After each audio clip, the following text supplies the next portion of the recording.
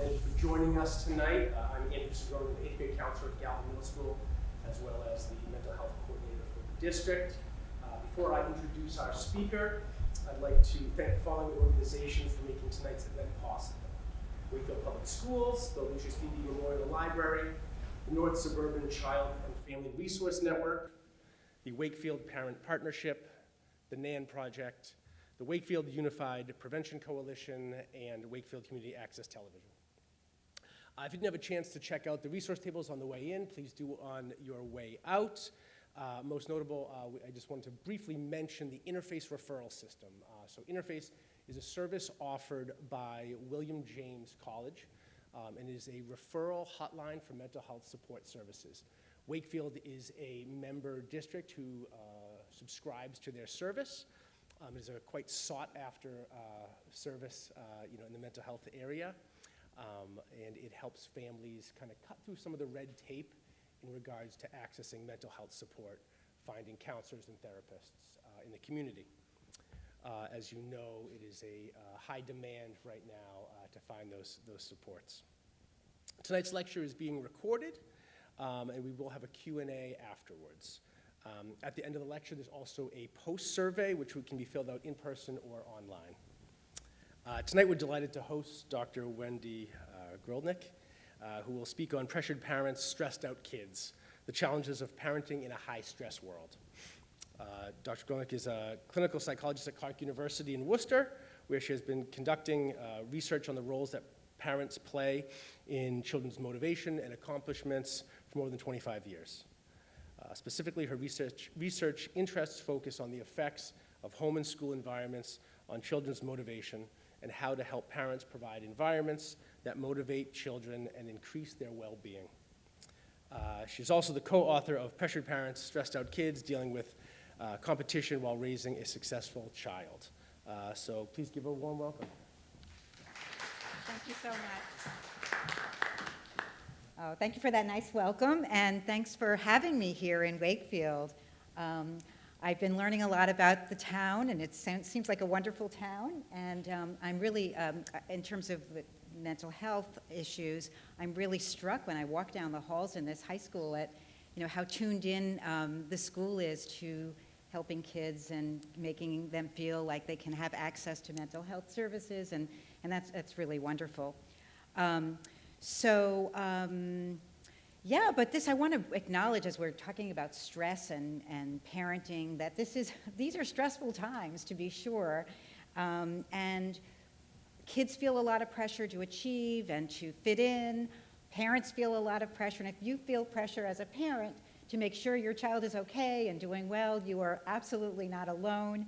And I hope this talk will give us, I don't know if it's going to take the stress away, but some ways to kind of inoculate us from some of the stress that comes our way, and some strategies that we can use to be part of the solution for our kids rather than adding to the stress that they're under. So yeah, I guess I just really want to acknowledge the fact that this has been a hard time over the last couple of years with COVID, and parents have been parenting and trying to work and juggle everything at the same time, while kids are feeling more and more stress and being aware of that as parents. And so really we want to take on the challenge to help our kids succeed, but also provide support so that they can feel as well as they can during these difficult times. So so today I'm going to actually, sometimes when you give a talk, you could give a lot of strategies that you could use, but I'm kind of going to do it a little differently and sort of give you a theory. It's like a theory of what motivation is all about, to sort of hang your hat on, so that in times of stress you can sort of go, oh, but I can hang on to that theory, and if I just do these things, then it will help my child. So that's what I'm going to try to do, and see if that works. So tonight I'm actually speaking as a researcher. I've been doing research on parenting for many, many years. Also as a teacher, I teach at Clark University, and I've been doing that for I said over 25 years, I think, but it's really 30, so it is over 25. And also as a parent. My kids are older, but, still worry about them, still stress me out and all, even though they're almost 30. So I'm going to just take you back on a little journey of how I got interested in this topic. So before I entered grad school, I was actually a baby researcher. I studied children's perception. So if anybody was took psychology courses or anything, there is this experiment called the visual cliff. So what it was is it was like a table that the babies would crawl on, and then there was a piece of plexiglass. And then so it looked like they would, if they went over it, they would fall down. And so the question was, would the babies go over the cliff? And the question was, like, do they have depth perception from the start, or do they have to kind of learn it? I don't know if you know the answer. The answer is that, no, they won't go over the cliff. They'll look around. Unless mom says, it's okay. And then they're like, but no, they won't go over the cliff. And so I was doing these kinds of experiments, but I found that I was much more interested in how the parents were dealing with their kids during the experiment and not whether the kid went over the cliff. So I thought, I'm not going to be a perception researcher. I'm actually going to be more of an interaction researcher. And I went to graduate school at the University of Rochester to study parent-child attachment and parenting. And then while I was at the University of Rochester, I got involved in finding out more about these motivation studies that were going on, studies of intrinsic motivation. And I just got completely fascinated with the idea of intrinsic motivation, and actually have been studying motivation ever since.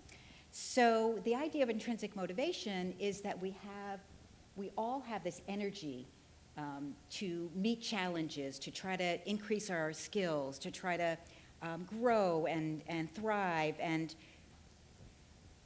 we all have it. It's just that a lot of times the environment gets in our way. So it starts with that notion.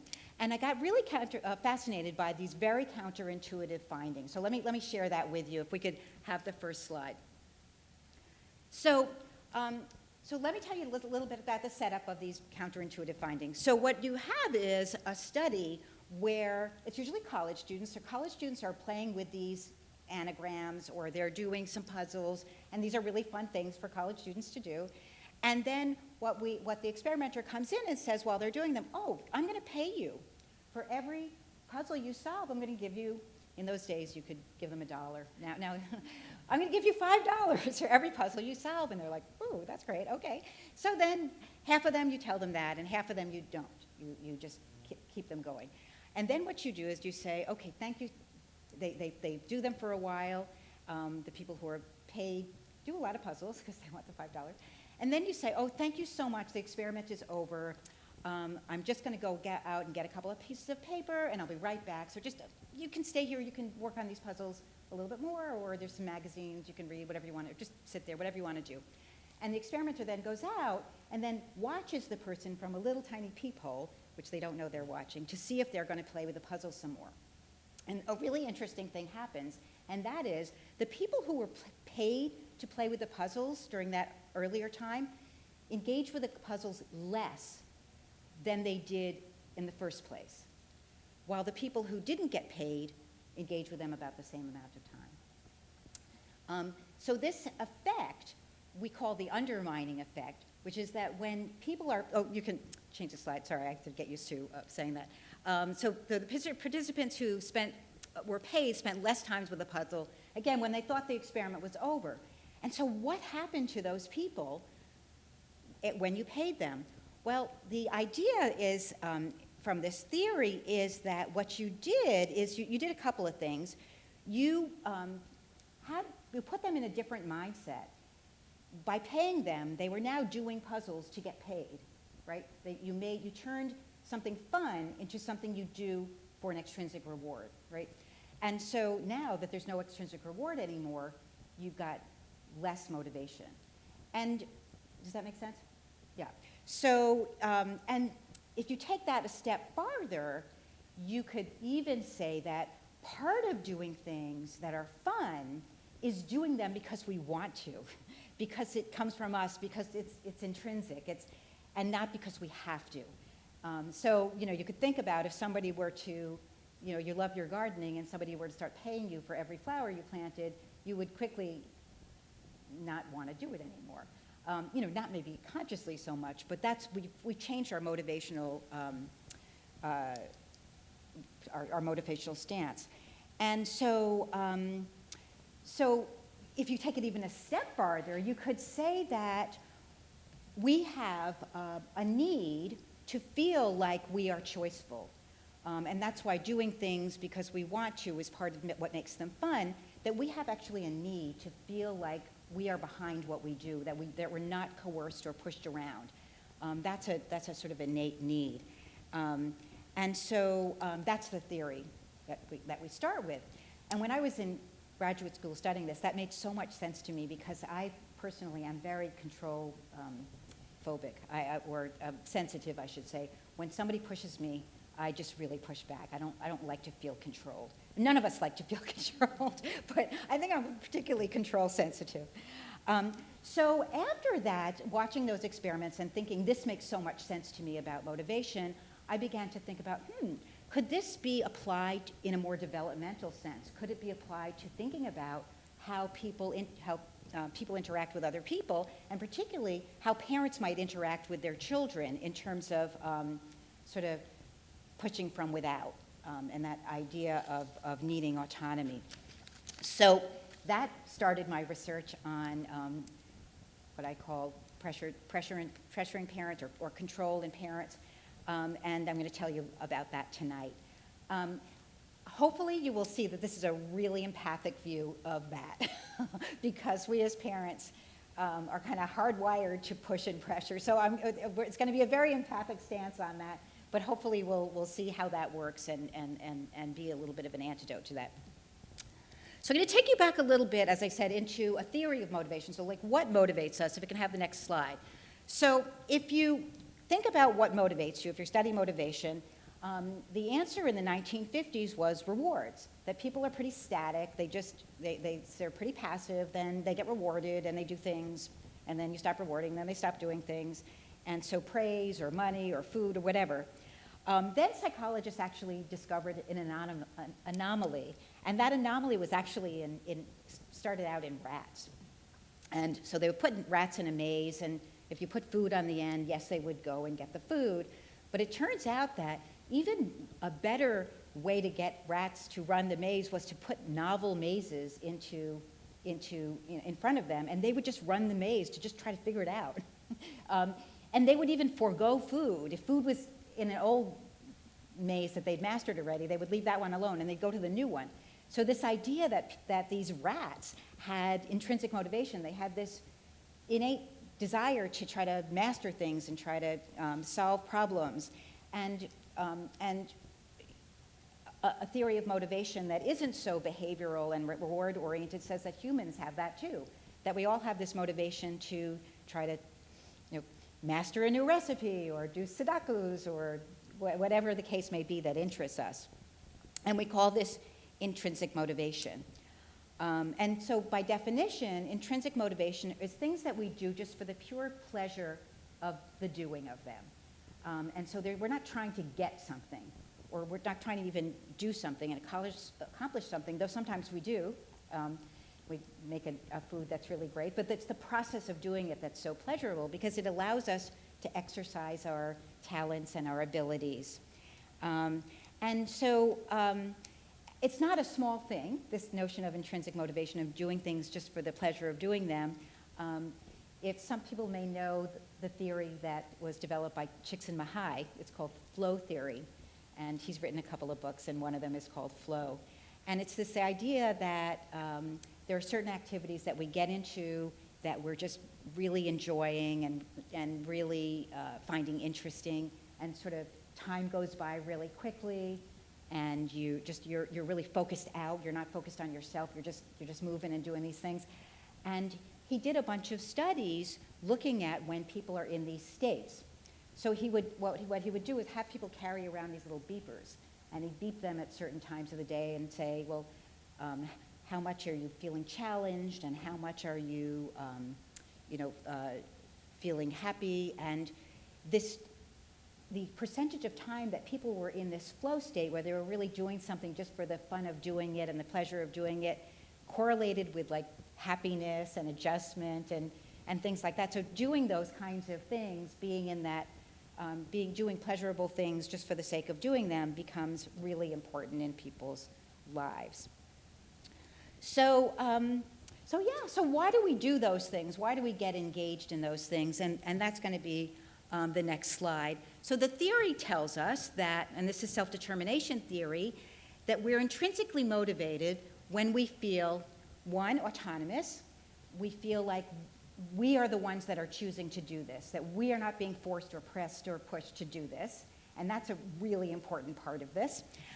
When we feel competent. Now, we don't have to have mastered something completely, but if we feel completely incompetent, like we can't do it, we're not going to be intrinsically motivated. We don't thrive. We don't thrive when we feel like we're pushed around, and we don't thrive when we feel like we're incompetent. That's just sort of our wiring.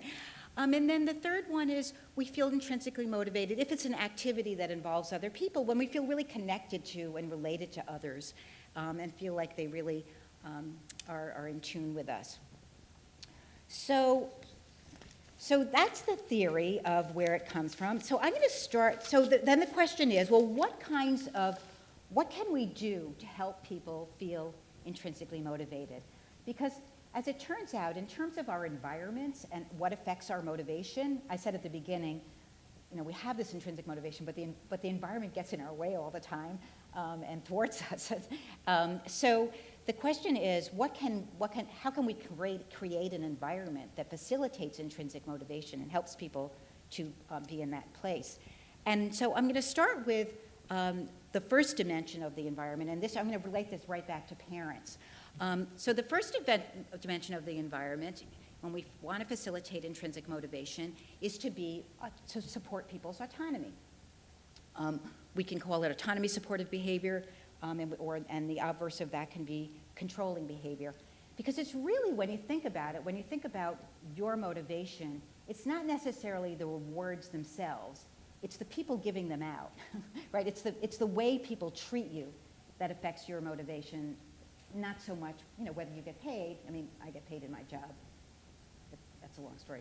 Different rewards have different structures, but it's the way people treat you that affects our motivation more even than the tangible sorts of things in our lives. But so the environment can be autonomy supportive or it can be controlling.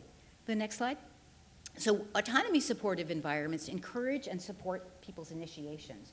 So when you do somebody's sort of encouraging that initiative that you have, that you're trying something new out, and they're encouraging that without pressuring you. Whereas controlling, next one, controlling sorts of interventions are interventions that pressure you towards specific outcomes. So in order to help people feel autonomous, what we want to do is create an environment that supports people's initiations and, on the other hand, does not pressure them and push them. So we're going to talk about what that means in terms of kids in a minute, but just maybe as a thought experiment, think about your own life and people in your own life, and whether they're controlling and pressuring you and pushing you and coercing you and solving problems for you, or they're supporting your autonomy and helping you to feel like an initiator of your actions, like giving you choices and helping you to solve problems but not solving them for you and things like that. So if you think about your boss or your partner or your kids even can support your autonomy or not. And I just give an example of, of coming home after a long day, and I have an hour commute to work, and I'm tired when I get home. And my husband sometimes is a man of few words, and he'll say, like, start dinner. And I'm like, wait a minute, wait, what? Because that felt controlling. It felt really pushy. It felt really pressuring. And, my tendency in that is just to push back, and it's like, you are never getting dinner, you're on your own for the next week, but there are things that he could do that would help me to feel autonomous about it, even if he expressed his desire for me to start some dinner. And we'll talk about those things. So if he had said something like, gee, Wendy, you just got home, I'm sure you're exhausted, I've got a meeting, if you could start dinner, that would be great. I'd certainly be able to do it tomorrow. I would have said, okay, sure. He still asked me to make dinner, but he didn't pressure or push in that way, and it felt really different. And it felt really different because he took my perspective. And that, he sort of understood where I was coming from first before he said anything else. And that is actually, I'm going to come back to, if you take home anything, if there's any message, that's the thing, taking perspective and empathizing. Before you do anything else, there's a lot of other strategies we could do, but that's the sort of key. Because once somebody says that to you, it opens up the whole world of, you're just open now. I'm going to hear whatever else you have to say. Put your sneakers on, it's soccer time practice. Feels really different if you've said, and then you've explained why, versus if you've said, I know you're really tired and it's, and you're probably hungry too, but it's time to completely, yeah. Anyway, so we'll get to that. But I wanted to just try it on in terms of our own life. Just think of times when people were pushing you or pressuring you or talking to you like that. And the way my husband talked to me, he's a great guy. I don't sound like that. He's just a man of few words. He doesn't need to say all those other things sometimes, where I'm full of those things. So I just think of those times where someone has talked to you that way, but we talk to kids that way all the time. You know, we don't even think about it. We say, you better, you should, you must, you have to. We just do, because we don't really think about it. But it hits them the same way that hit me in that moment when you say that. Just that there's this human need to push back on it. And so that may actually get in our way. So yeah, so if you think about autonomy supportive parenting, autonomy support, when parents are autonomy supportive, they're encouraging children to participate in problem solving rather than solving the problems themselves. They're taking children's perspective, which I said that is the key one first. They're minimizing pressure and control, trying not to use those shoulds, have tos, must, and so forth. Whereas if you think about controlling parenting, the next slide, what people are doing is solving children's problems for them, taking the lead in interactions, intervening from your own directives or your own perspective, prohibiting expressions of opinions and dissent, and things like that. So next slide. So actually started this work looking at autonomy supportive and controlling parenting in the population that I had started my work on, which was babies. And so my first study, very long time ago, was a parental control study with 1-year-olds. And what we did in that study was we had mothers and their children playing with games with their 1-year-olds, and so it was a kind of thing that had to be solved, a problem that had to be solved. And we just said to the mother something really ambiguous, which is just sit next to your child while they play with the toy. Now, some parents took that as make sure your child solves this problem, and they would, push their hands and say no and be on top of them. And other parents sort of took that as, well, they'll be here if she needs me, but they'll just do their own thing. And it doesn't mean hands off. And actually, that's autonomy support doesn't mean hands off. Autonomy support means actively supporting autonomy. So it's not hands off. So the parents weren't necessarily, they were there and they were helping when help was needed. And so we watched them and we coded how controlling versus autonomy supportive the moms were in interacting with their babies. And then what we did was we took the babies to another side of the room. Mom was still in the room, so they didn't get worried where she was. And we showed them some tasks, and we had them trying to solve those problems. And what we found was that the moms who were really controlling and solving the problems for the kids while they were together were less likely to try to really persevere and work hard on their own when their moms weren't available to help them. Maybe you're not surprised about that. And so, the message from that was, well, when people are doing something that interests them, what we want to do is be available, but not push and pressure and not lead. And because in terms of intrinsic motivation, in terms of things that are really fun, people will do them as long as the environment doesn't get in the way and begin to put constraints on them and turn fun into work, just like those puzzles that we were talking about before. So it's a kind of interesting. Some people think because it's in the news that like Olympic parents are really pushy and pressuring. And it turns out when you do a study of all parents of Olympians, they all like took a back seat, except for the few that are in the news that are, like really, really extreme. But those are few and far between. The vast majority of Olympians said their parents were just like right behind them, but not one step ahead of them. So it's kind of interesting because passion has to come from you. And once somebody is pushing it that way, you're going to go the other way. So next slide. So, okay, you're saying, yeah, that's fine for things that are fun and interesting, but how does motivation work for things that aren't interesting, that you want your kid to do, that aren't fun? This is a really sad statistic, I guess, in a way. As adults, about 10% of our time is spent in intrinsically motivated activities, things we're doing because we just really find them fun and interesting and aren't trying to do anything, and 90% is the rest of it. But the rest of it doesn't have to be bad. It's just that it's not intrinsically motivated.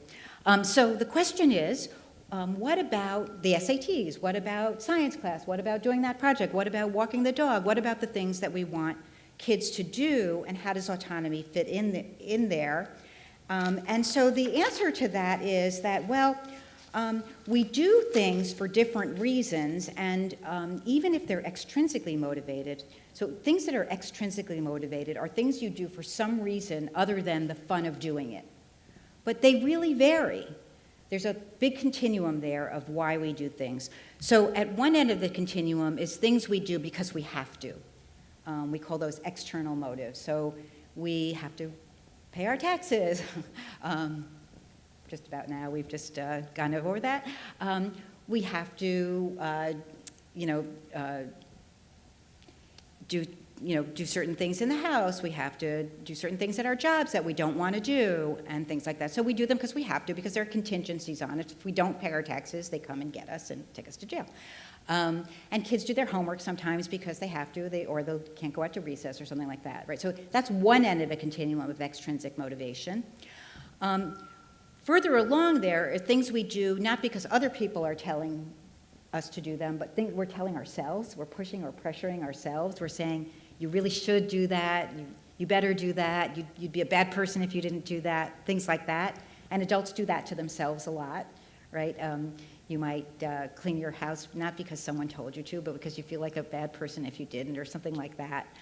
And then further along the continuum is what we call identified motivation, or at this point, you're doing something because you think it's important.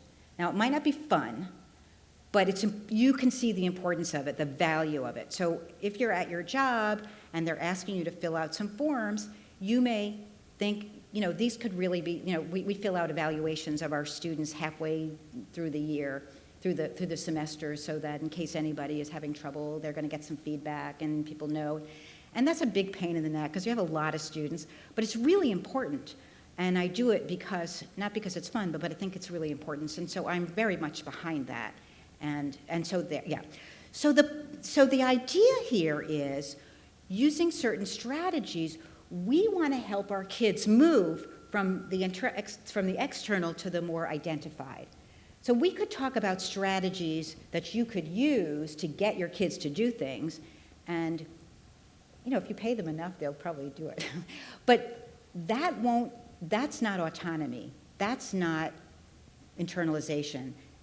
You can make somebody do something, but you can't make somebody want to do something, right? You can't, and what we want as parents is to have people do things autonomously. We want them to choose to do it. You don't want your child to clean their room because you had to, you made them for the rest of their life. You want to instill a value for having a clean room because it's useful to them and because it's something that you care about. And so the question is, how do you help kids move along that continuum to be more sort of owning their own motivation?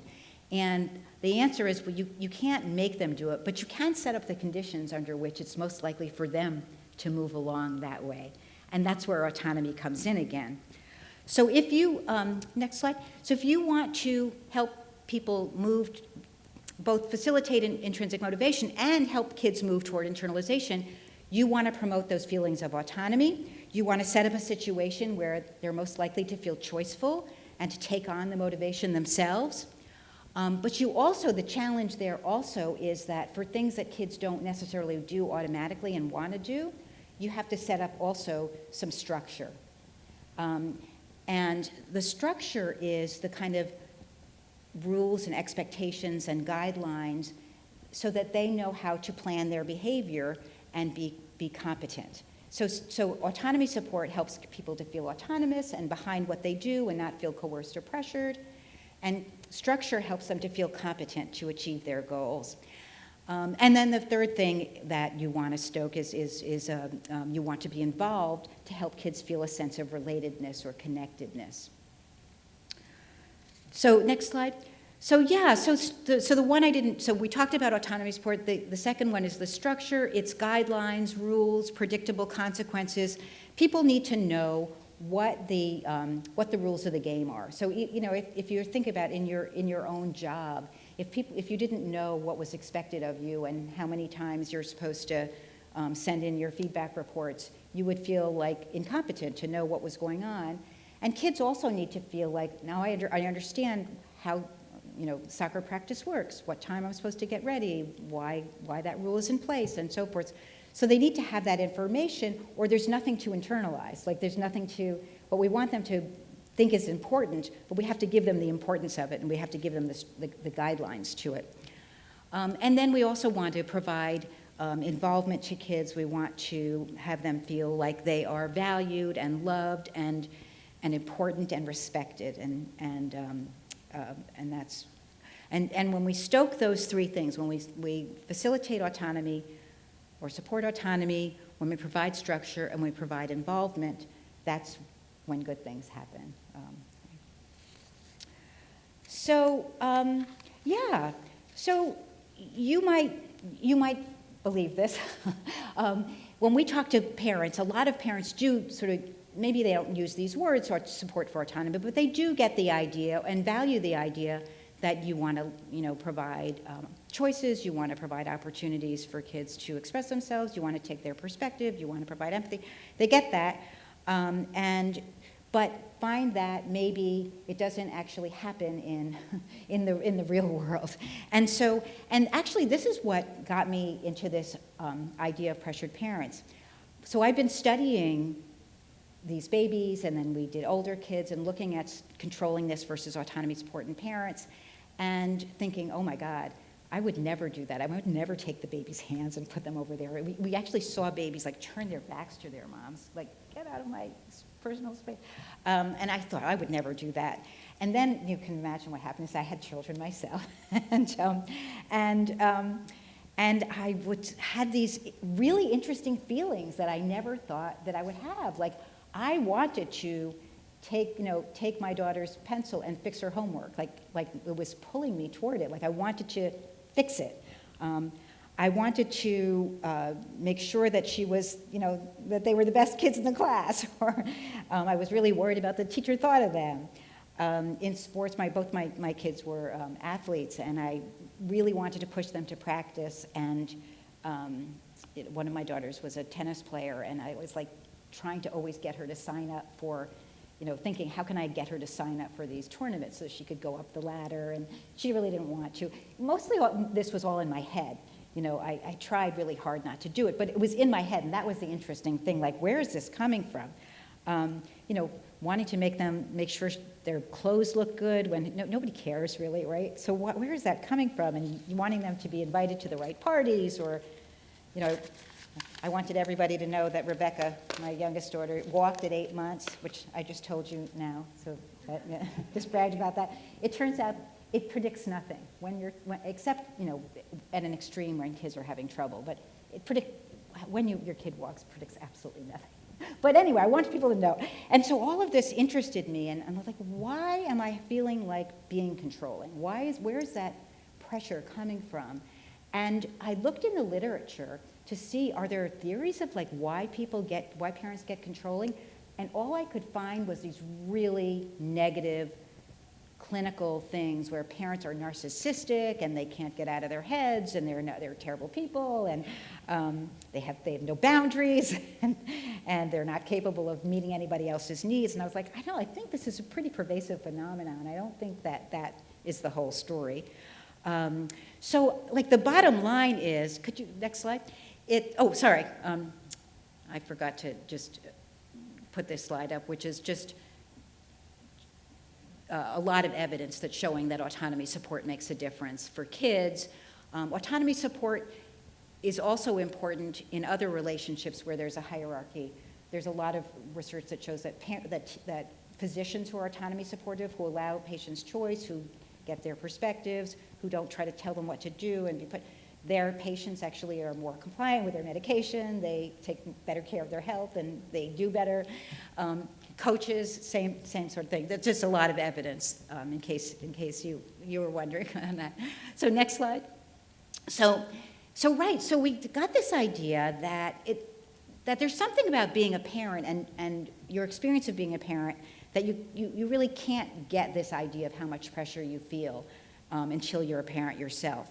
And so we started studying what makes parents controlling and looking at actually the pressure that parents experience. It's kind of like pressure undermines kids' motivation and pressure undermines parents' ability to provide autonomy support, structure, and involvement to their kids. It's the same thing, it's pressure.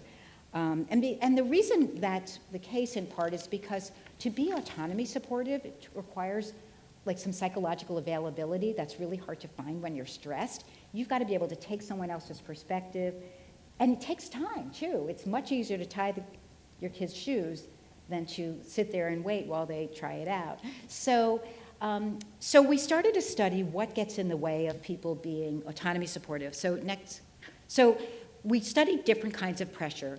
So one kind of pressure is pressure from without, and that's just the stress that's all around us, the time constraints, the stressful life events that are happening to us, that people are sick and people need things.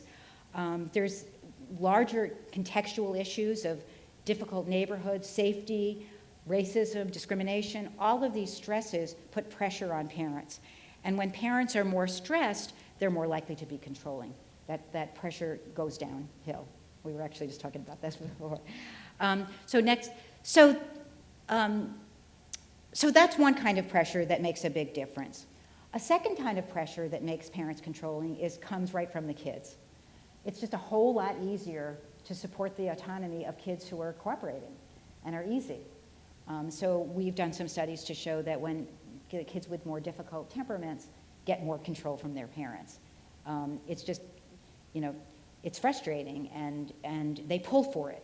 And you don't have to do it, but they pull for it for sure, right? And they're saying, no, I won't. You up your control, right? So the third kind of pressure actually is the kind that really goes with with this notion of this pressured parent phenomenon, and that's pressure from. Did we skip a couple of left slides in there? Did something happen? Can you go back one? Oh, can you go back a little? I think there might have been. No. Okay, no, it's not there. Go ahead. Sorry. Okay, you can go to the next slide. No, so I could just have them out of order. Okay, so right, we talked about stress and time pressure. Next one. This is kind of a fun, a little cartoon. She says it's too hot to strive for autonomy. That's all the pressure that you're under. The next slide. So this pressure from within is an interesting phenomenon, and this pressure from within is that pressure that we experience that is just pressure to have our kids excel. And then again, in the literature, it's just talked about it as a negative thing. But I think it's a normal thing, and it's normal and natural to want your kids to shine, to excel. It's not that you're narcissistic or anything. It's just that we all have this feeling. We just don't talk about it. I think especially maybe moms. I don't know. I think dads don't talk about it either. But this like this pressure that we feel wanting our kids to shine, and we feel really a little bit ashamed about it, like we shouldn't want them to be better than the other kids, but people really feel that. And it's kind of like more taboo than sex to talk about how much we feel that. And it's kind of like sometimes we found, and people have expressed to us, it kind of takes you by surprise. Like you're sitting there at the parent-teacher conference and the teacher says a little something about what could be better, and you get this feeling like in your throat, like, oh my God, my child is not doing as well as they should, or he's not doing better, not doing as well as little Jamie over there, and what will that mean? Will they ever do okay? Are they going to go to college and things like that? One parent told me that she cried when her child didn't get a part in the play, and she thought, what is that about? We really feel it. And so we coined this notion, so this is a study we did where we we brought parents into the lab and had them interacting with their children. And for half of the parents, so it's just like to simulate this, we told the parents, your child's going to be doing this task as a poem task or a puzzle task, and we're going to be evaluating them after to see if they did well enough. We sort of just like, we're just evaluating to see if they did well enough. And then for the other half, we just said, just here's a poem to write with your child. And we found that the parents who felt evaluated were solving the problems for the child, they're writing the poem that the child was supposed to write, and so forth. And so, that sense that your child is being evaluated is that kind of pressure from within that you then put on the child. And the problem is that we also looked at how well the children did after in terms of writing their own poems. And of course, the parents who were more controlling, because they were in this condition, did worse later, because they hadn't taken in what the lesson as well, because they were being pushed to do it. So next slide. So that's another one. This is kind of interesting. We also asked parents about their attitudes about being controlling versus being autonomy supportive, and we found this really interesting phenomenon, and maybe this is like we can all be part of this solution, and that is the parents who believe really, really strongly in autonomy support, when we put them in that controlling condition where we told them that their kid was going to be evaluated, they got more autonomy supportive instead of getting more controlling. They were like, no, I'm not falling for that. And they just anyway, because so it's kind of just a small group of people that did that. So anyway. Okay, so next slide. Okay, so we talked about pressure from below, the children's competence and their cooperation. Next slide. Next slide. Okay, so the pressured parents phenomenon is this, what we've called this feeling. It's like the physical feeling where your heart is pounding, your palms get sweaty, you have a lump in your throat when your children compete. You have this, people have described this idea, there's something I should be doing. I don't know what it is. I'm pretty much doing everything, but there's something else I should be doing. So you're at the parent-teacher, you're at parent night, and everyone's talking about all these courses that their kids are taking. You've carefully thought about what your child is taking, and it's at their developmental level, but you start hearing these things, and you're like, oh my God, maybe I should be introducing them to this or that, and you start second-guessing yourself, and that's the pressured parents phenomenon. I talk about this really did happen to me, where I was at my college reunion when my kids were younger, and the kids were young, they were like 8 or 9, and this woman was talking about how she was taking her child to every state in the country so that he could write his college essay on it. And the child was 8. And then I started thinking, well, maybe I should be thinking about the college essay. No, you shouldn't be thinking about the college essay. Your child is 8. But it's that phenomenon. It's catchy, I think. And so, next slide. So, the interesting thing is this worry that we have, this feeling like we need to do something, it goes on even after your child has forgotten the whole thing about what happened. So we talk in our book about a situation where my co-author Kathy Seal was with her son, and he was wearing a funny helmet because they couldn't find their other helmet. And when they got to school, a little girl was laughing at him, saying, "You look so dumb," or something. And Kathy went over and berated the kid, and thought, this kid's, my child's going to be so upset about this. she came home and she said, well, what happened to the helmet? And he said, what helmet? Like, he didn't even remember, but she thought about it all day long, you know. And then she berated herself for doing something about it. So this phenomenon goes on even after the kids have forgotten about it. It kind of makes us do, well, can you go back a second? It kind of makes us do things we never thought we'd do. Like, we kind of want to ask the teacher for a special favor, or ask, you know, can you please invite my kid to the party, or, you know, something that we might not do. And, you know, there are extreme examples of this. There's the example of, there was a dad whose kids were tennis players, and maybe you heard this story, that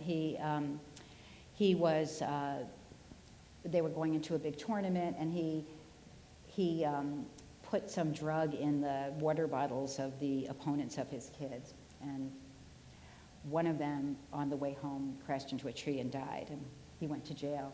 And he really said after, I just wanted them to win so bad. I mean, that's really extreme. But you could, I mean, we don't want to say we would ever do that. We never would do that, but we can understand that feeling, like that. It's a feeling like, I need that. So, yeah. So let's talk a little bit about why now. Why do we feel so much, why I think this pressured parents phenomenon is very intense right now. And, you know, over the last years, competition has really gone amok. There's a lot of competition at school. There's a lot of competition in sports. Sports are like this pyramid that you're like whittling down the kids, and then instead of like being something that's fun, only a certain number of kids can make the team and so forth. The arts, same thing. You even have to apply for community service, you know, and compete for that. And we want our kids to do well. The college race, of course.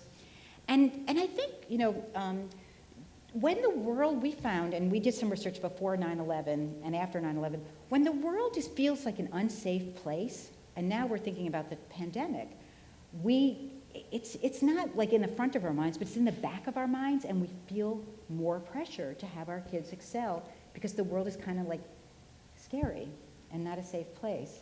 And, you know, it's there, I think. And we actually did show that parents were more, next slide, parents were more, more likely to be controlling, to report control after 9/11 than right before 9/11, and say that the world was not a safe place and things like that. So why is that happening? We think, this is our theory, that it's in our genes. So we have, when we were evolving in the environment in which we evolved, parents were, you know, the big thing in evolution is to have your children survive and reproduce. And we have genes within us that make us protect our kids. And so in the environment in which we evolved, if you didn't sort of jump on them when they were in danger, they would die, they'd be eaten by the bear or the tiger or whatever. And so we have we have that mechanism, and the way it works for human beings is love, right? We love them, and so we have this feeling that gets us to protect them. But then our theory is, one more slide, is that we have a very sensitive smoke detector or detector for danger. So when a little danger comes up, your child might lose out on the school play, or your child might not be invited to the birthday party, or something like that. It gets us into that mode of, I'm gonna jump on it, I'm gonna solve it, I'm gonna make sure it happens. To protect our kids, which is a really good thing, except that it doesn't, in the environment that we're in now, it doesn't work very well. Because the thing that gets kids to be successful is being able to be more self-regulating and being more autonomous, and so when we jump on them like that, it actually often backfires. But it's an understandable response. And so, but that's the visceral feeling. You don't have to act on the visceral feeling, and that's, I think, what this talk is about. It's like, you can have this theory that and kind of believe that to be intrinsically motivated and to follow their passions, I need to support their autonomy and not pressure them and not decide what sport and support that. And sort of, even if I feel like doing that, because that feeling isn't going to go away. I think we're hardwired for it, and it's going to come up, and that's okay. you can just say, oh, there it is again. But here's what I'm going to do instead. Just a thought, yeah. Okay, so I want to spend, I know we're, just to spend a little bit of time being a little bit more, next slide. There's our smoke detector, and next slide. Okay, so the problem with the pressured parents phenomenon, it makes you feel bad because you feel all pressured, and you're not really feeling like you're choosing what to do, and then it makes people push and pressure their kids, which often backfires, and also impacts our relationship with them, of course, and that's the thing that we're worried about in terms of keeping those lines of communication open for mental health. Oh, next slide. We can skip that one. You can skip that one too, and that one. Okay, so I want to spend I know we've been talking for a while, and I want to make sure we have a little time for questions. So let's just talk about some strategies. Now we have a theory. Here are some strategies that you can use to support autonomy. I think that the main thing to do, the main first part is taking kids' perspective, and no matter what you want them to do, understanding that for them, from their perspective, what you're asking them to do doesn't make very much sense at all. If they're doing their Xbox and you're asking them to go clean their room, it doesn't make any sense. It's like, that's not important. You don't understand. So, but if you take their perspective and say, I understand that for you, the Xbox is much more important and it's a lot more fun. Right, so something like that. Then you can say whatever you want to say. So providing that empathy, that I understand that you feel, you feel sad about something. So taking their perspective, supporting autonomous problem solving rather than solving the problem of, how they're going to get ready for soccer, asking them, what ideas do you have? What could you do to make getting ready for soccer less stressful for all of us? Getting their ideas and problem solving together, because those skills will serve them really well. Giving choices, and now people always say, well, yes, you should give choices, but now you know why. You give choices because it helps people to feel like they are the owner of their actions, they are more autonomous, and then they're more likely to internalize the regulation of what they're doing, blah, blah, blah. Now you have a theory to go with it. Avoiding controlling language, it's really hard to do, but you can say things in the third person. I know it sounds really weird, but instead of saying, take your things up off the stairs or out of the living room, go get your things and take them out of the living room, you better do that, or by the time I count to 3, you say, shoes belong upstairs. You take the, it's not me, it's not you, it's just the shoes. They belong where they belong. And you take out, because I don't know if we forget with kids a lot of times that we use that controlling language. And just think about it if somebody said to you, you better write down what I say, because it's really, because I'm going to ask you about it later. You would be like, I'm out of here. Right. And keeping love unconditional, not giving kids more love and affection when they're doing what you want, but rather not liking what they do, but not giving more love and praise and affection for achieving versus not achieving, things like that. Okay, so the next slide, if you want to promote feelings of competence, there's structure. You want to have clear guidelines for what is expected. If the dog gets walked twice a day, then that's got to be clear. Feedback on how they're doing on that. If there's a routine in the morning, being really clear what that routine is. So all of those things help kids to plan what they're going to, how they can be successful. And the next slide. But the key, and this is the hardest, I think this is the hardest part of this theory, is that you want to provide structure in a way that's not controlling. So you want to give guidelines and expectations, but not in a way that feels pressuring. So what I like to say is when you're putting out, figuring out a rule or a guideline, you want to get the child's input into that, right? So what should our routine, we need a routine in the morning because, and you give them a rationale because I'm yelling at you, you're yelling at me, and it's really stressful for both of us. And so you give them a reason, because they have to have something to internalize. You empathize with them. You say, I know you'd rather not even talk about this or do this because you really like to do your Xbox in the morning. You do that. But then you problem solve together and get their input. What do you think we could do to make the morning less stressful and get their ideas? And sometimes you'd be surprised that kids come up with, if they really feel like you're asking them for real, they'll come up with some good things that you can use. Now, that's not to say you're not going to have rules or expectations. It's just that you're going to jointly create them. You're going to give empathy. You're going to invite dissension to say, I can see that you don't like that rule, and here's why we have it. And avoiding the controlling language and really listening to their opinions. So you can provide structure. We're not saying, kids should be able to do whatever they want. If you sign them up for soccer practice and they need to go to soccer practice, then let's talk about what the expectations are when we sign up, and these are the consequences if you don't go, and let's have your input. How can we make this, so you create this structure together, because when the structure feels really controlling and pushed upon you, if your boss told you this is exactly how I want you to do things, you would feel controlled and pushed. Whereas if you work together to figure out what would be the best way to do it, you would feel a part of that, and you'd be much more likely to take it on and do it. So next slide. We also want to promote feelings of connection. We want to be involved. Parents, my goodness, parents have been more involved in the last few years than they ever thought they would with the pandemic, doing things at home. It's like not the whole issue of parent involvement is like, but it's really, really important. Support goes a really long way. But next slide.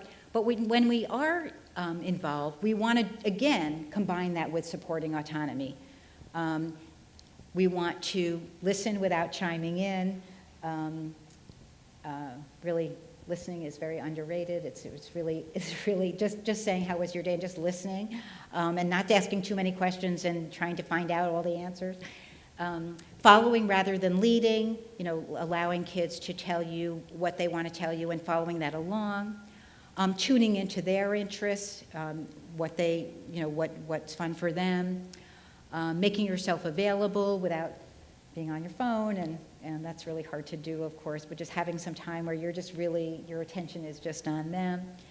And that's not to say that you don't want to intervene when necessary. There are times when parents, when kids are being bullied, when you have a mental health concern, that you do want to step in and need to find out what's going on and need to get help. So it's not that you should, when you have a concern, of course, yeah. So I think maybe what I'll do is stop there and take some questions. I have a list of challenges to this. What makes it hard to do this? But I think I'm gonna stop now so that we can ask some questions and see if we can bring up any issues that are. So I hope that the talk is just giving you a little bit of a theory to go by and to. I know sometimes when we're stressed and when we think our kids are falling behind and when they're not doing well, we have to have faith that they have the motivation. If we get behind them and we support them, that they will find their passion. They will do, they will excel. But it's hard to have that faith sometimes particularly when you see everybody pushing and pressuring. And so I hope I've given you a little bit of theory to hang your hat on. And yeah. So thanks for listening.